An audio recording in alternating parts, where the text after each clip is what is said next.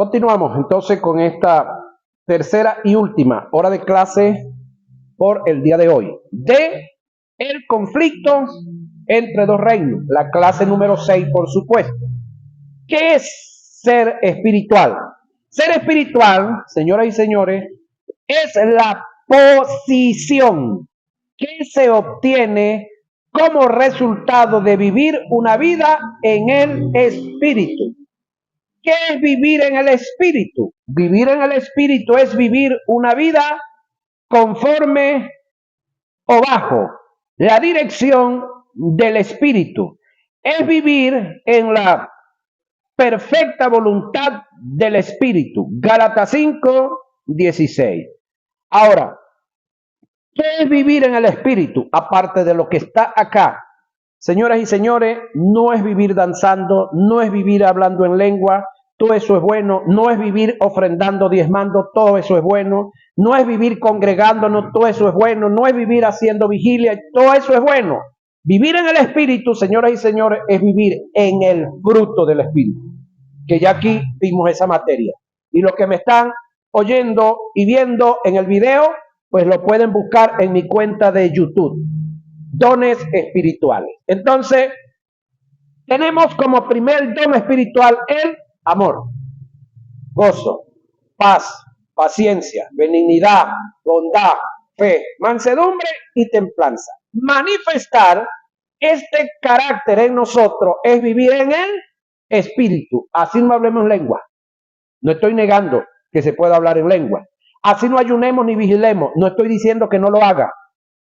Estoy diciéndole que por encima de todas estas prácticas que son buenas, está el que en nosotros se manifieste el carácter del Espíritu, como está escrito en Gálatas capítulo 5, verso 16, por ahí hacia adelante.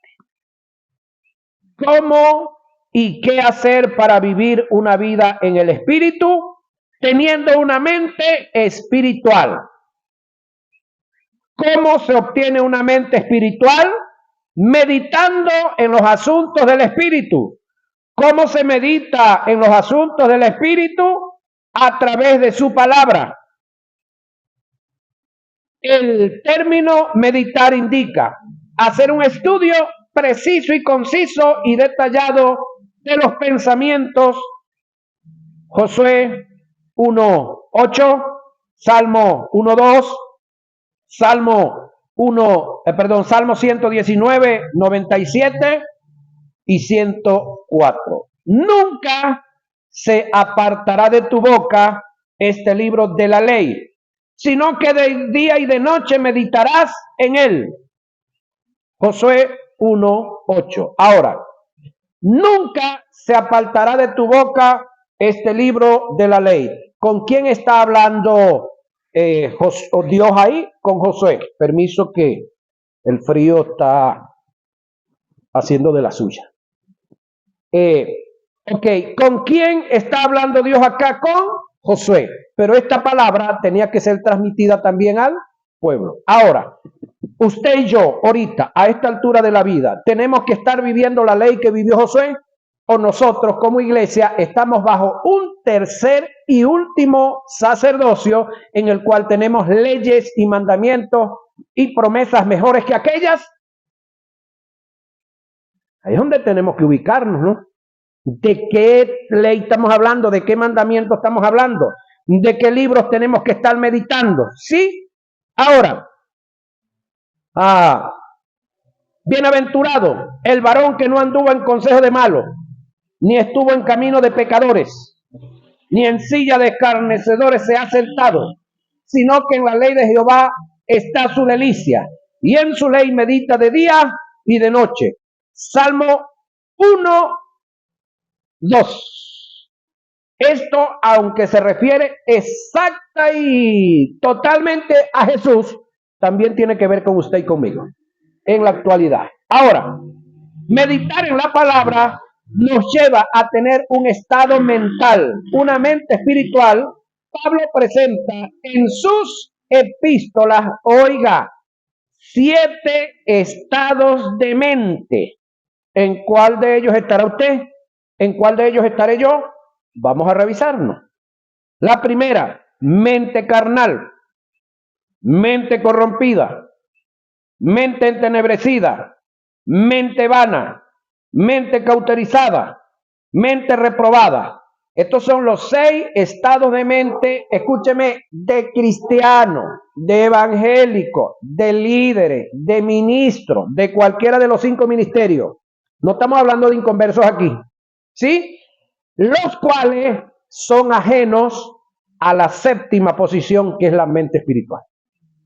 Y no estamos hablando del espíritu, estamos hablando del alma, del asiento de las emociones. Estamos hablando, pudiéramos decir, si comenzamos a hablar como la Biblia habla de nosotros, en el primer ranking pone el espíritu, luego el alma, y en un tercer nivel está el cuerpo. Estaríamos hablando del intermedio entre el cuerpo y el espíritu, del que está en el medio. Ahora, le reitero, 7 estados de mente, de las cuales es imposible que digamos nosotros que no estamos en ninguna de ellos. Eso es otra. O estamos en una o en la otra o en la otra, en alguna estamos. Examínese usted. Le reitero, mente carnal, mente corrompida, entenebrecida, vana, cauterizada y reprobada. Es la última, estamos hablando evangélico. Esa es la última de las cuales no están de acuerdo a la mente espiritual, que es la 7ª, que es mente espiritual. Dios tiene que hacer que nosotros salgamos de cualquiera de estos estados de mente, de los 6, y llevarnos a la mente espiritual para poder vivir en el espíritu. De paso, somos nosotros los que nos metemos en esos territorios, somos nosotros mismos los que tenemos que salir de esos territorios. De acuerdo al estado de mente que obtengamos, tendremos unos comportamientos y unas aptitudes. Esto es corroborado en la carta que el apóstol Pablo escribe a los Efesios. Entre los cuales todos nosotros vivíamos en otro tiempo, en los deseos de nuestra carne, haciendo la voluntad de la carne y los pensamientos. Efesios 2:3. Todos nuestros hechos y nuestros dichos están en proporción directa de lo que pensamos. Toda acción tiene como precedente un pensamiento. Nuestra vida se moverá más en pos del pensamiento más dominante. Siembra un pensamiento, dijo alguien por ahí, y cosecharás una acción. Siembra una acción y cosecharás un hábito. Siembra un hábito y cosecharás un carácter. Siembra un carácter y cosecharás un destino. El problema del hombre no está en lo que hace, sino en lo que pensó hacer. Porque conforme piensa, así va a actuar. Por esta causa, el blanco que Satanás tiene para vencernos en la batalla es la mente. Si Satanás logra que nosotros meditemos en sus pensamientos, es una ventaja que tiene para ganar la batalla. Nunca progresaremos en la vida espiritual a menos que nosotros o a menos que nuestros pensamientos se pongan en armonía con Dios y con su palabra. ¿Cómo hacemos entonces para poner nuestro pensamiento en armonía con su palabra? Entrándole a estudiar su palabra. No hay otra forma, no hay otra manera. No es que usted se va a tirar por allá en un rincón, se va a ir a una cueva, a una montaña, a orar y ayunar para que Dios le hable. Ya Dios habló, usó más de 40 hombres y tenemos más de 66 libros para que nos metamos ahí y dejemos la vagancia. Eso no es con ustedes, eso es con lo que me están viendo en el video. Por eso es imposible controlar los deseos e impulsos de la carne si primero no tomamos control de los pensamientos que la activan. De allí la importancia que tienen los elementos con los cuales alimentamos nuestra mente. Debemos tener cuidado de lo que oímos, vemos y leemos. Por eso Pablo dijo que en todo lo verdadero, lo honesto, lo justo, lo puro, lo amable, lo de buen nombre, lo virtuoso, en esto pensad. Filipenses 4:8. Pablo dijo, las malas conversaciones corrompen las buenas costumbres. Primera a Corintios 15:33. ¿Por qué las malas conversaciones corrompen las buenas costumbres? Porque al corromper tu mente, corromperán tus acciones. Según el apóstol Pablo, la única forma en que podemos vestirnos del nuevo hombre y despojarnos del viejo es que tengamos una mente renovada por la palabra, señoras y señores. En cuanto a la pasada manera de vivir, oiga, despojaos del viejo hombre. Yo no sé si esta palabra a usted le habla. Despojaos. ¿Quién se va a despojar? Diga, yo. ¿Sí? ¿Quién se va a despojar? Yo. ¿Quién va a botar la revista o el libro que no me corresponde? Yo. ¿Quién va a dejar de ver el canal de televisión o el programa de televisión que no me corresponde? Yo. ¿Quién va a cambiar el Facebook o el por donde me han estado mandando todos los mensajes? Yo. ¿Quién va a decir no? Yo. Seamos responsables, no le echemos la culpa al diablo. Despojados del viejo hombre que está viciado conforme a los deseos engañosos y renovados en el espíritu de vuestra mente. ¿Quién se va a renovar? Usted. ¿Quién se va a renovar? Yo, diga. Y vestidos, vea la expresión aquí, vestidos. ¿Quién lo va a vestir a usted el nuevo hombre? ¿Quién lo va a vestir del nuevo hombre? Escúcheme. Tenemos en la vida, pastor, gente que nacieron y que tienen 30 años, 40 y hasta más años, y están incapacitados de vestirse. Bien sea físicamente, naturalmente, porque no tienen sus manos, no tienen los pies, ¿cómo hacerlo? Pero tenemos otros que tienen los pies y tienen las manos, pero están incapacitados motoramente, de aquí, de la cabeza. Ahora, pasa eso dentro de las iglesias también. Que tenemos gente dentro de las iglesias que están incapacitados. No, que ellos sean incapacitados es otra broma. Ahora, ¿cómo le decíamos en el mundo a la gente que estaban ahorita les decimos discapacitados, ya también se les dice con condición especial, pero antes usábamos una palabra muy dura, muy cruel, gracias a Dios que fue corregida, pero quiero usarla para sonar aquí entre algunos de entre nosotros por ahí. ¿Cómo le decíamos antes a esa gente? Ajá. Entonces, ¿cómo decirle a los evangélicos que no quieren abandonar las prácticas viejas? Mongólico. Pero es que yo no puedo dejar las mujeres. Mongólico. Es que yo no puedo dejar el chimó. Mongólico. Es que yo no puedo dejar de ir donde la bruja donde iba. Mongólico. Me van a borrar el canal. Voy a dejarlo hasta ahí. Ahora, vestidos del nuevo hombre, creado según Dios, en la justicia y santidad de la verdad. Efesios 4, 22 y 24.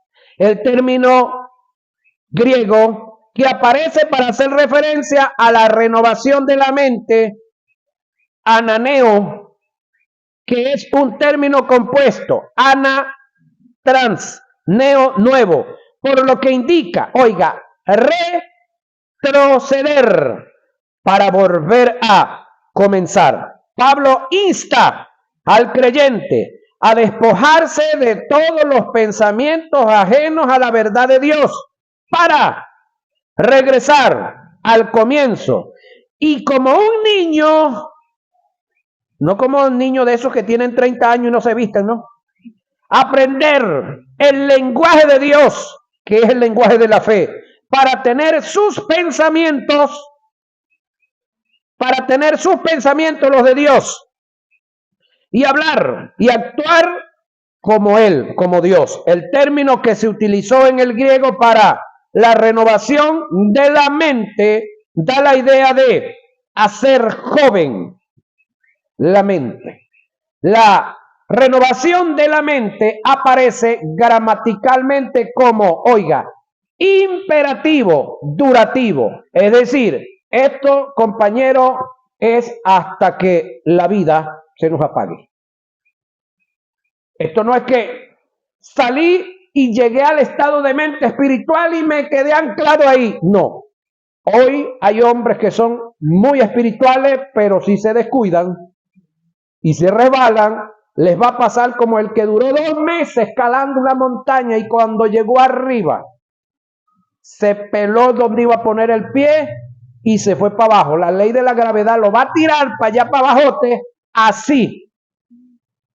No va a durar 2 meses cayéndose. Ahora, escúcheme, pastor, y escúcheme todos los que están aquí, los que me ven en el video. La santidad paga. Vale la pena vivir en santidad, pastor. El pago de la santidad pareciera que fuera muy lento, pero el pago del pecado y la paga del pecado es así. Si usted quiere cobrar rapidito, bueno, ya usted sabe a cuál de las dos va a agarrar. Qué cruel, ¿verdad? Ahora, el término imperativo, durativo, continuo, que indica un ejercicio diario, a tiempo y fuera de tiempo. Imperativo es una orden, un mandato. No es si usted quiere, si le parece. Durativo, que se ejercite en el momento de la orden. Es ya, no es pasó mañana que voy a comenzar a botar chimó.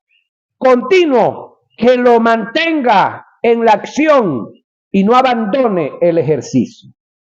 El renovar el espíritu de vuestra mente no se trata de la misma mente en su poder natural, oiga, de la memoria, juicio y percepción, sino el espíritu de la mente, que en el sentido figurado tiene que ver con aquel tipo de pensamiento que bajo el poder del Espíritu Santo que mora en el creyente es dirigido hacia Dios en el goce de la comunión con el Padre y con su Hijo Jesucristo y en el cumplimiento de la voluntad de Dios a través del conocimiento de la palabra. Una vez que haya logrado despojarme del viejo hombre y vestirme del nuevo, he librado la batalla con mis propias pasiones y mi alma y la carne. Entonces podré librar las batallas que se me presenten en cualquier lugar. Santiago 4, 7. Según Romanos 13, 12 y 14, Gálatas 5, 16, y Efesios 4, 22 y 32, y Colosenses 3, 5 y 10. Por favor, leen los textos en su casa y los estudien.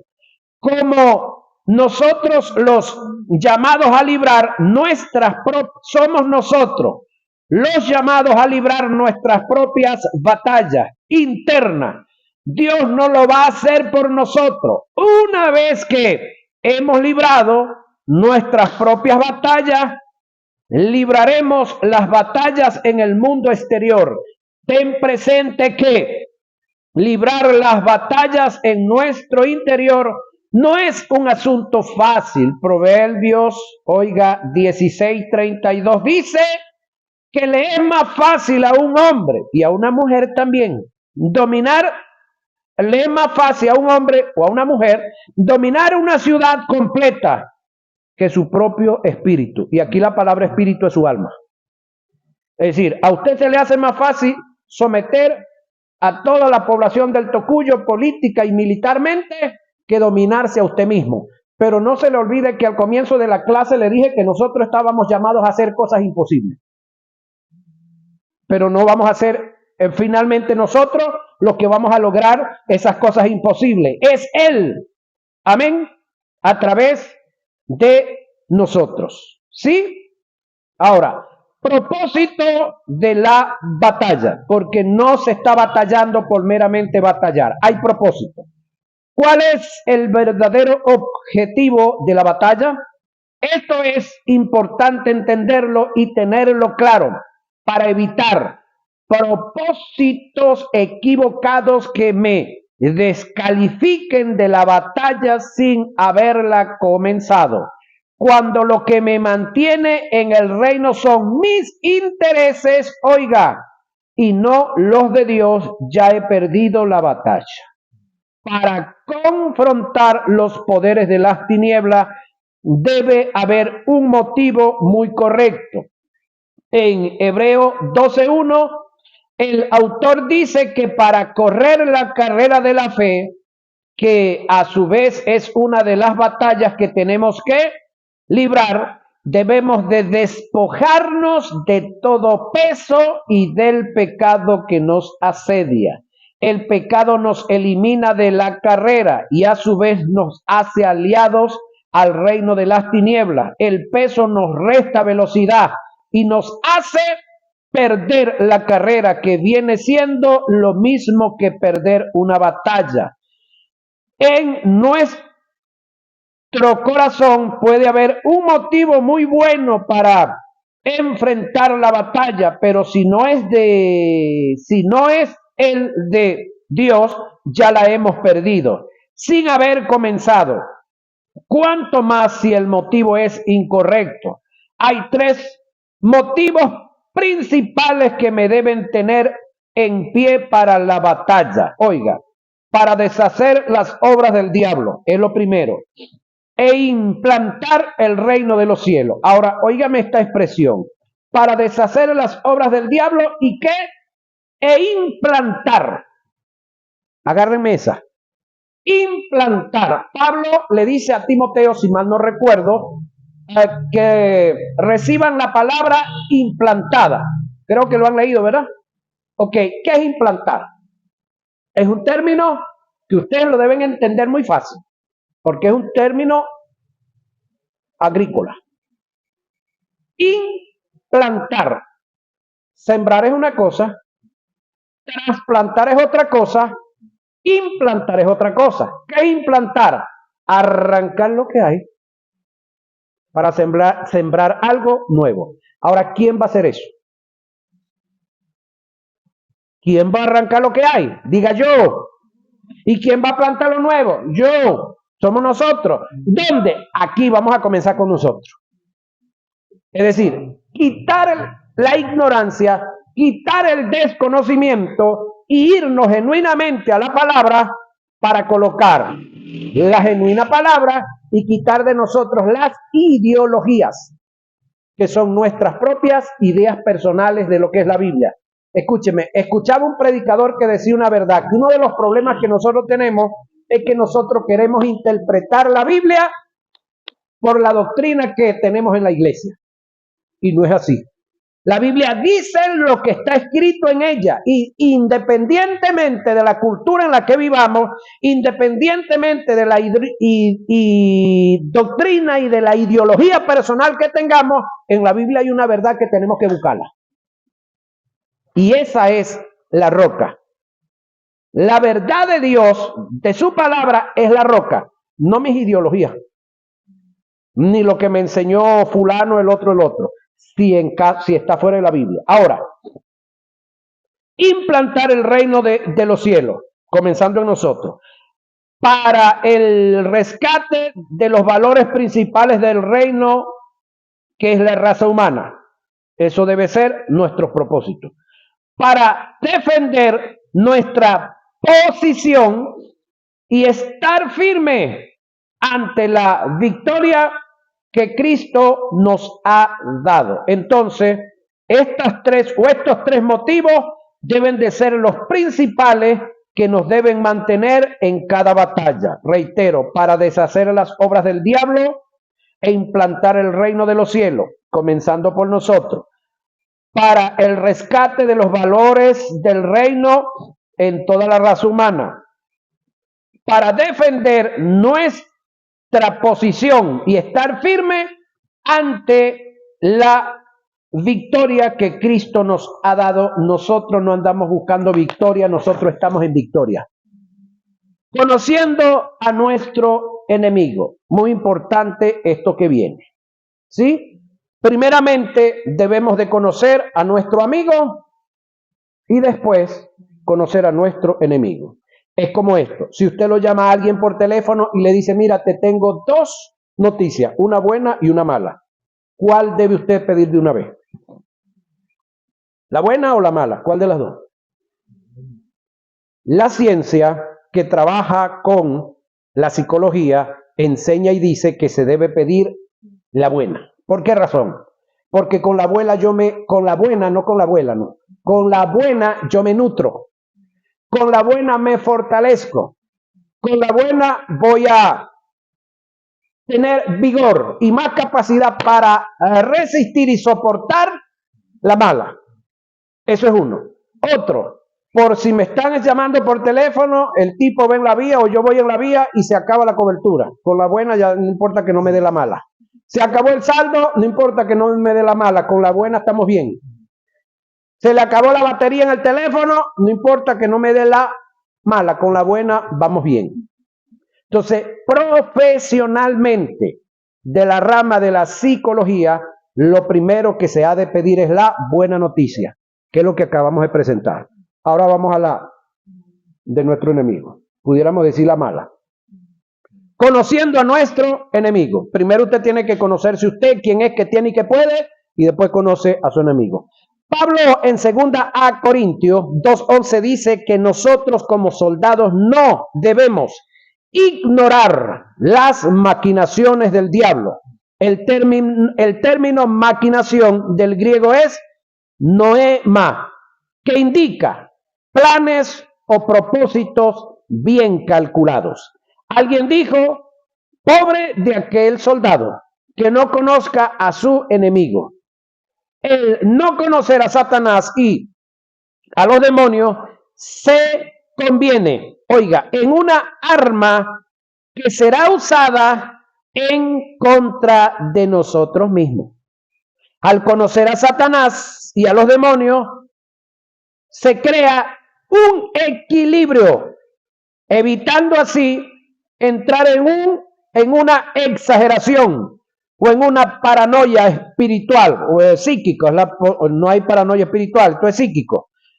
Es crónica, donde todo es demonio. El simple hecho de que le demos a Satanás un lugar que no le corresponde, que le atribuyamos propiedades que no son suyas, en las cuales además es inoperante el caer muchas veces en intimidación, temores, duda, incertidumbre por causa de él o de su presencia, es producto de no conocer en realidad quién es Satanás.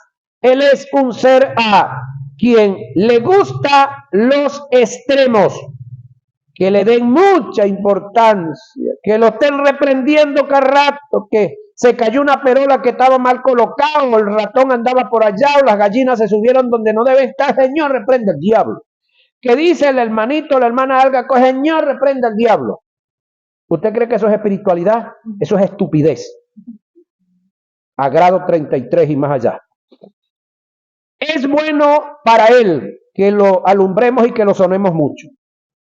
El que lo ignoren le da cierta ventaja. El darle mucha importancia, oiga, nos conduce hacia una paranoia psíquica, e ignorarlo es favorable para él. A continuación, vamos a desarrollar en detalles el tópico para ser efectivo en la batalla. Para comenzar, analizaremos a Satanás, o en este caso a Luzbel, antes de su caída. A Satanás antes de su caída.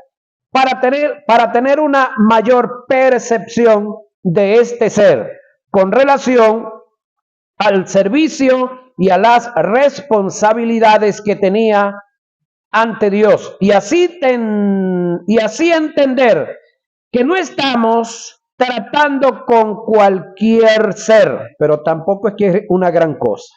Entre sus cualidades tenemos protector, según Ezequiel 28, 14 y 16, de hebreo sakak, que indica entretejer, tiene que ver y da la idea de abrazar para cubrir por encima, cercar, proteger, arrojar una cubierta, defender, ocultar, levantar.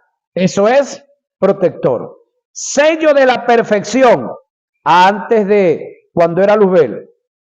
Ezequiel 28, 12 y 15 del hebreo tamín, que significa íntegro, cabal, irreprochable. Literalmente el texto dice, eras íntegro, cabal, reprochable en todo lo que hacías.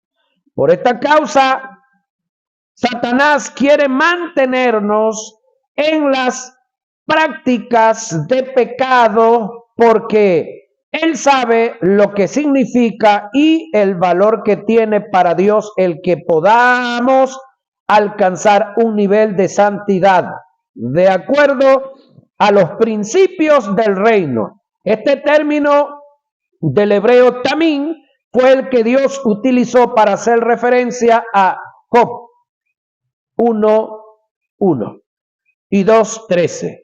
El término sello de la perfección no solo es atribuido a sus aptitudes y a su manera de conducirse, sino a su belleza física, mental, atribuyéndole la perfección no solo a él como lo creado, sino también a su creador, resaltando que dicha obra tan perfecta venía de las manos de la perfección misma, que es Dios. Esto se puede entender cuando leemos el contexto subsiguiente. En el verso 12 del capítulo 28 dice, tú eres el sello de perfección, lleno de sabiduría y acabado de hermosura. Sello de la perfección también se aplica a quien representa y manifiesta la perfección de Dios, aquel por quien Dios se sentía orgulloso. Esto lo deducimos tomando en cuenta el pasaje de Job 1:1 y 2:3, después de las personas de la deidad, Satanás ocupaba el cuarto lugar en perfección y en poder, señoras y señores. Adorador. Los grandes exégetas bíblicos dicen que cuando este ser se disponía a adorar a Dios, de su garganta salía como una orquesta filarmónica. Él solo bastaba para adorar a Dios. La Biblia no hace referencia a Luzbel como adorador, pero a causa de su hermosura y perfección, él como creación fue motivo de adoración al Creador. Cuando las huestes angelicales veían a Luzbel a causa de su hermosura, acabado y esplendor, adoraban a Dios por su creación. Era tanta la magnificencia de su creación que cuando fue creado se prepararon los instrumentos para celebrar su creación. Igualmente, esta apariencia presenta a este ángel en su creación como diadema de alabanza a su creador. Ezequiel 28:13. Si Luzbel era inspiración de adoración a causa de su creación, ¿quién podría negar que fuese un adorador? Es la pregunta que nos hacemos los estudiosos. El simple hecho de que Luzbel tenía un deseo de mayor gloria, o en este caso ya Satanás tenía un deseo de mayor gloria, indica que pudo haber sido el encargado de la adoración, de la cual desistió, queriendo atribuirse dichas propiedades. Ezequiel 28:17. Esto es notorio en la tentación a la cual sometió a Jesús. Satanás buscó la forma que de parte de la deidad se le brindase adoración y cumplir así con el contraste de lo que él hacía, es decir, en la tentación se refleja el más íntimo deseo que en él se realice lo que él ejecutaba, y esto nos puede dar indicio de que Luzbel sí era un adorador ante Dios. Portador de luz, el término lucero de la mañana en el griego es la palabra fósforo, que es un término compuesto que significa portador de luz, vulgarmente Lucifer, Isaías 14:12. Este término es una de las características que se le atribuyen a Cristo según segunda de Pedro 1:19, como el que refleja y porta la Shekinah o gloria de Dios. Estas mismas características estaban en Luzbel. Se dice que este ser se colocaba delante de la presencia de Dios, y la gloria de Dios caía sobre él, y a su vez la gloria de Dios se reflejaba por todos los cielos. Luzbel hacía las veces de un rubí cuando lo colocan detrás de una luz. El rubí se encarga de reflejar la luz en diferentes ángulos y colores. El ornamental que Luzbel tenía son piedras preciosas, sugiere una apariencia con todo el esplendor. Debemos observar que las piedras preciosas que se mencionan, tales como cornelina, topacio, jaspe, crisólito, berilo, onice, zafiro, carbunclo, esmeralda y oro, solo son mencionadas, oiga, 3 veces en la Biblia, en diferentes usos, con diferentes características. En el aspecto en el pectoral, del sumo sacerdote, indica la gloria o la gracia divina. En la Nueva Jerusalén, que refleja la gloria y magnificencia de Dios. Y como parte de las vestiduras de este gran ángel, representaba el acabado y cuidado de Dios en su creación. Analicemos a Luzbel, aquí a Satanás, después de su caída. A Satanás no es la contraparte de Dios, pero sí tiene poder. Importante este análisis que estamos haciendo acá.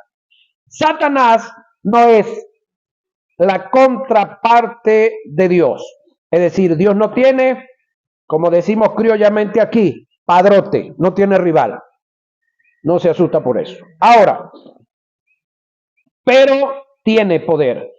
La contraparte se dice de aquel que, además de llevarte la contraria, posee los mismos poderes, propiedades y cualidades de su opositor. Satanás es una criatura, Dios es el creador. Casi no le lleva, ¿verdad? Por lo consiguiente, nunca podrá ser su contraparte. Satanás está en oposición a Dios y es su peor y principal enemigo. Sin embargo, hay quienes equivocadamente le han dado a Satanás una posición casi similar a la de Dios. Y esto tenemos que erradicarlo, corregirlo en el pensamiento de la iglesia. Y para eso estamos aquí.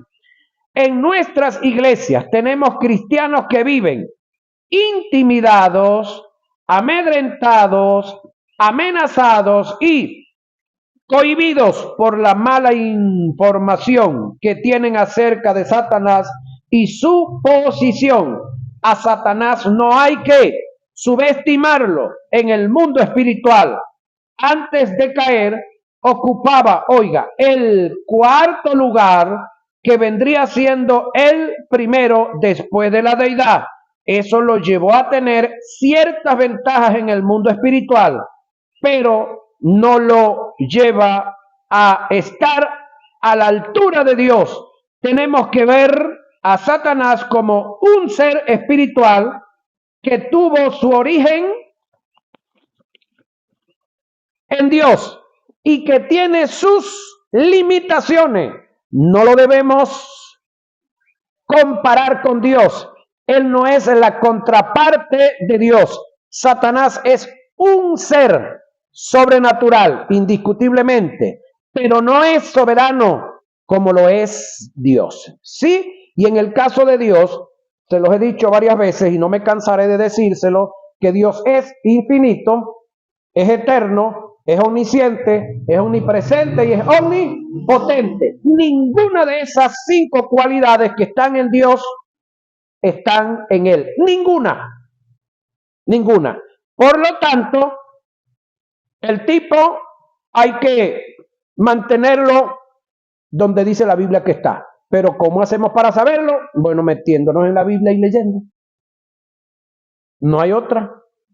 Si no estudiamos, si no analizamos este tema como tal, vamos a darle una posición a este animal que no la tiene. Y nosotros entonces vamos a estar viviendo algo que se llama autodepreciación y bajestima. ¿Sí? Ok. Ahora,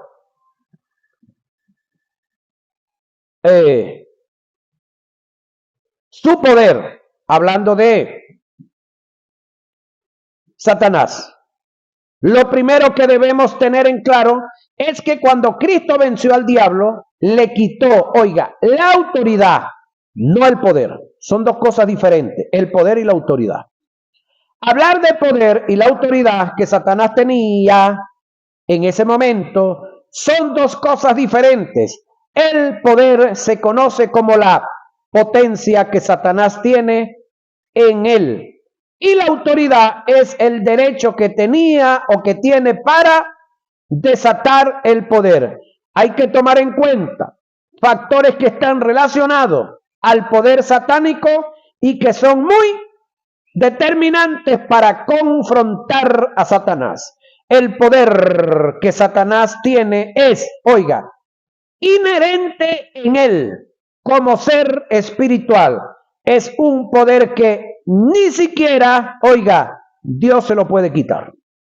¿Por qué razón Dios no se lo puede quitar? Bueno, porque Dios lo que hizo en el mundo cosmogónico no lo puede evadir, acabar ni destruir. Lo que hizo en el mundo cosmogónico, el mundo de los seres espirituales, permanece. Por eso el pecado de Satanás no pudo ser quitado y el poder que Dios le colocó a este animal tampoco. Fue creado, va a una eternidad con ese poder. Pero una cosa es poder y otra cosa es autoridad. Son dos cosas muy diferentes. Vayamos ubicándonos.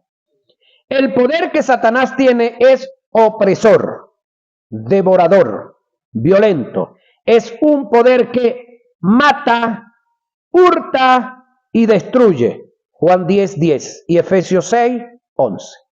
El apóstol Pablo dice que seamos sobrios y vigilantes, porque el diablo como adversario anda como león rugiente buscando a quien devorar, y ya yo le dije que es un león rugiente.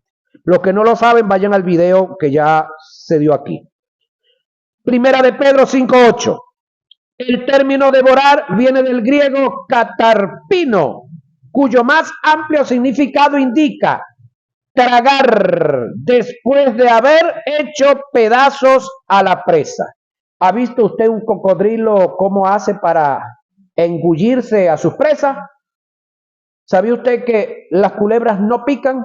Que los que pican son los cocodrilos, pican en dos y en más pedazos a lo que agarran. Es más, viendo la televisión, hay algunos animalitos como el tigre este pequeño, el que corre mucho.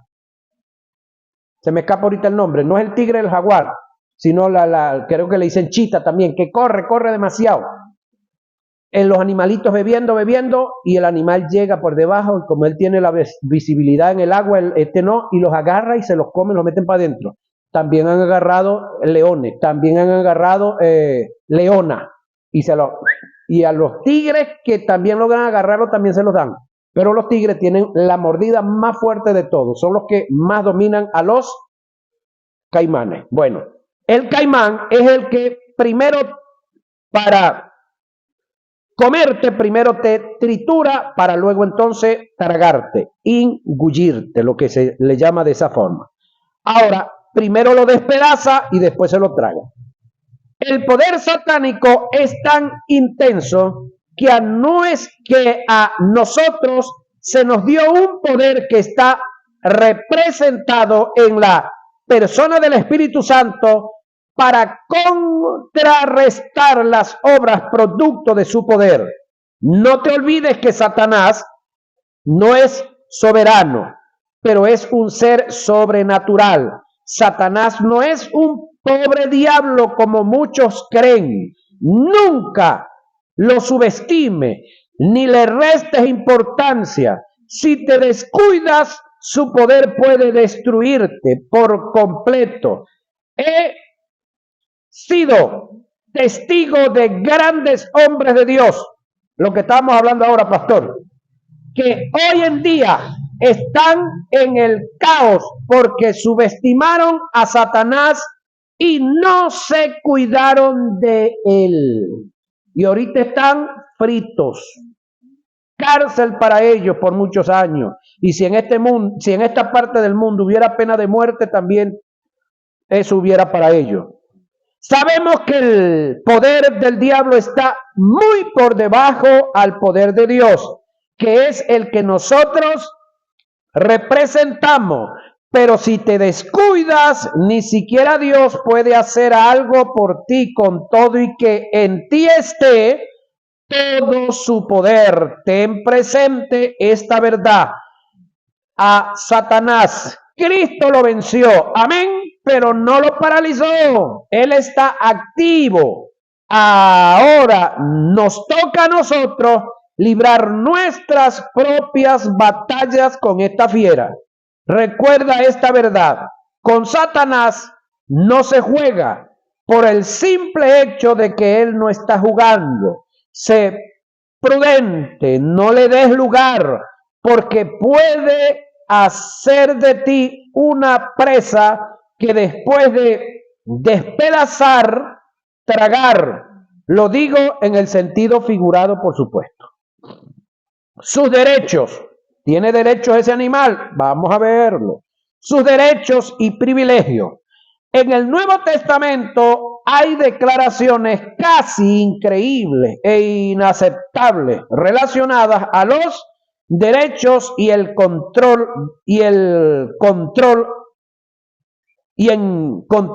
de Satanás sobre el mundo. Hay declaraciones que parecen paradójicas y que nos confrontan como creyentes, que no las aceptamos si no estuviesen registradas en los textos sagrados.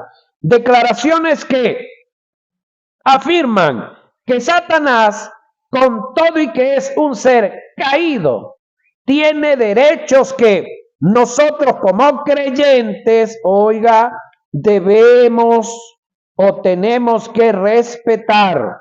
A continuación vamos a estudiar algunos pasajes que dan testimonio de lo antes dicho. Vamos a ver por acá. En Lucas 4:5, pero lamentablemente esto está muy bueno, pero se nos acabó el tiempo. Para mañana, señoras y señores. Así que quedamos en una hermosa posición, ¿oyó? Ajá, los derechos del amigo. Aquí estamos